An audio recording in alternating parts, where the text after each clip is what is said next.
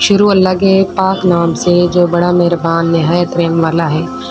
دوستو، آج جو ٹاپک ہم سٹارٹ کرنے والے ہیں اس کے بارے میں آپ لوگوں کو بتائیں گے کہ بنی اسرائیل کے 99 افراد کے قتل کی توبہ کا واقعہ کیا تھا۔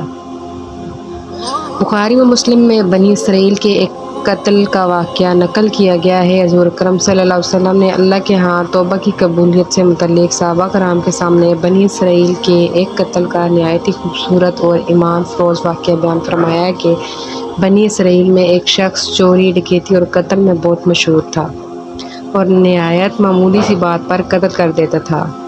ہوتے ہوتے اس کے ہاتھ سے 99 افراد کا قتل ہو چکا۔ اس کے بعد اس کے دل میں احساس پیدا ہوا کہ مجھے بھی تو اللہ کے ہاں جانا ہے۔ چنانچہ یہ فکر بڑھتا رہا اور لوگوں سے معلومات کرتے ہوئے سرگرداں پھرانے لگا کہ کیا میری توبہ قبول ہو سکتی ہے یا نہیں۔ کسی عالم شخص سے ملاقات کی فکر ہوئی کہ معلوم کیا جائے کہ ایسے شخص کی توبہ قبول ہو سکتی ہے یا نہیں۔ اسی حوالے سے لوگوں نے ایک عابد شخص کے پاس جانے کا مشورہ دیا۔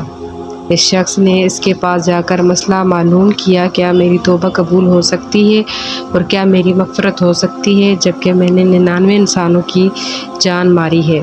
تو اس عابد شخص کو اس مسئلے کے بارے میں زیادہ معلوم نہیں تھا، تو اس نے اپنی عقل سے قیاس آرائی کی کہ جو آدمی 99 انسانوں کی جان مار سکتا ہے اس کو مغفرت کہاں سے ہوگی۔ چنانچہ اس نے کہہ دیا کہ تیری توبہ قبول نہیں ہوگی۔ تو اس شخص نے غصے اور جلال میں آ کر اس کو بھی قتل کر کے 100 کا حصہ مکمل کر دیا۔ جب میری توبہ قبول نہیں ہونی تو تجھے بھی ختم کر کے 100 پورے کر دیتا ہوں۔ چنانچہ اس نے 100 کا حصہ مکمل کر دیا، مگر اس کے دل میں پھر بھی یہ خیال تھا کہ میری مغفرت کی کوئی نہ کوئی شکل ضرور موجود ہوگی۔ اس لیے اس نے لوگوں سے پھر معلومات کا سلسلہ جاری کر دیا کہ روئے زمین میں سب سے بڑا عالم کون ہے، وہی میرے مسئلے کا حل بتا سکتا ہے۔ آخر لوگوں نے اس کو بتلایا کہ فلاں جگہ ایک عالم رہتا ہے، اس سے جا کر معلوم کرو۔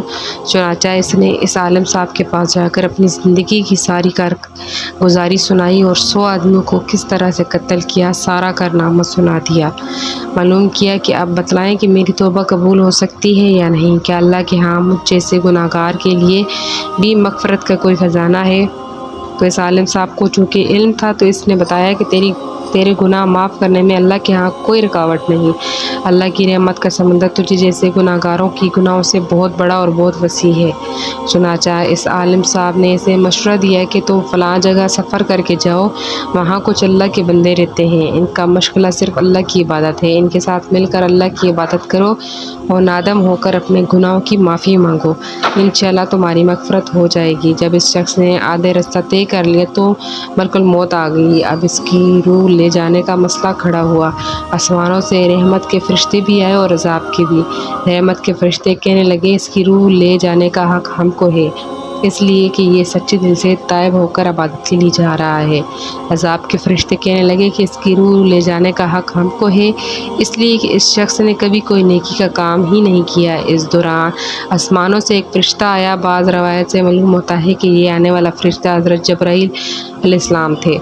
چنانچہ اس فرشتے سے تشریف لا کر ان دونوں طرح کے فرشتوں کے درمیان یہ فیصلہ کیا کہ دونوں طرف کی مسافت ناپ کر کے دیکھ لو، جہاں سے آ رہا ہے اس کی مسافت قریب ہے یا جہاں جا رہا ہے وہاں کی مسافت، لہذا جہاں کی مسافت قریب ہو اس شخص کو وہاں والوں میں شمار کر دیا جائے۔ چنانچہ دونوں طرف کی زمین ناپ کر دیکھی گئی تو جہاں جا رہا تھا وہاں کی مسافت جہاں سے آ رہا تھا اس کے مقابلے میں صرف ایک پلش قریب ہے۔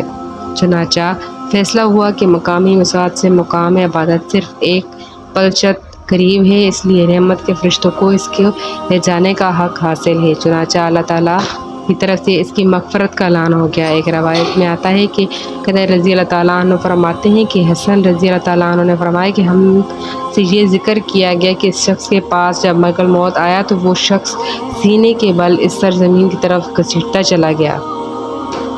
حدیث قدسیہ میں آتا ہے کہ میں اپنے بندے کے ساتھ اس کے گمان کے مطابق ہوتا ہوں اور وہ جہاں بھی یاد کرے میں اس کے ساتھ ہوں۔ باخدا اللہ تعالیٰ اپنے بندے کی توبہ سے اس سے زیادہ خوش ہوتا ہے جتنی خوشی تم میں سے کسی ایسے شخص کو ہوتی ہے جس کا جانور بیابان میں گم ہو کر پھر اسے مل جائے۔ اور جو شخص اس بالشت میری طرف آتا ہے میں ایک ہاتھ اس کے قریب ہو جاتا ہوں، اور جو شخص ایک ہاتھ میرے قریب آتا ہے میں اس کے ایک باغ یعنی پھیلائے ہوئے دونوں ہاتھوں کے درمیان کی مسافت کے قریب ہو جاتا ہوں، اور جب وہ میری طرف چل کر آتا ہے تو میں اس کی طرف دوڑ کر آتا ہوں۔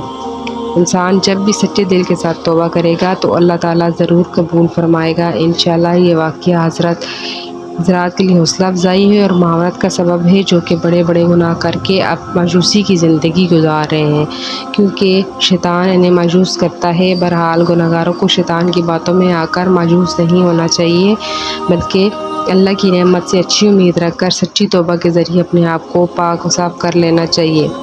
اللہ تعالیٰ ہم سب کو عمل کرنے کی توفیق عطا فرمائے، آمین۔ ملتے ہیں اگلی ویڈیو میں، تب تک کے لیے اللہ حافظ۔